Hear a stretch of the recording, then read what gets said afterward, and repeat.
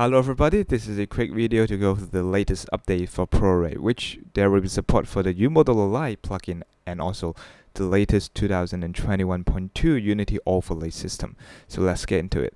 So here I have the latest version of the Unity, which is currently in the beta version. I'm going to first import the ProArray package.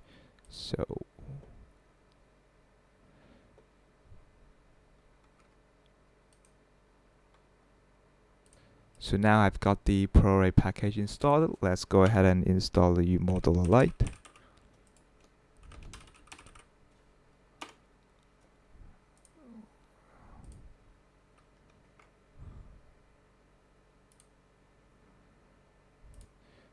So once the UModelerLite is imported, there will be a prompt to ask you, seems you have UModelerLite installed, also activate the ProArray support for it. So you can just go ahead and press OK, and you'll need to wait a while for the recompilation, and then it will be good to go.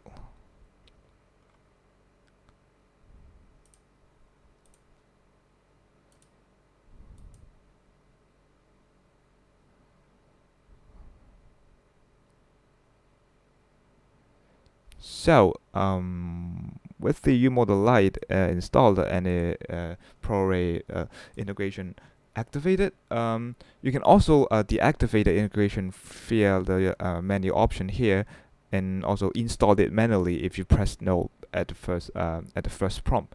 So now you can go ahead and create a UModeler object. I can add some variation to it.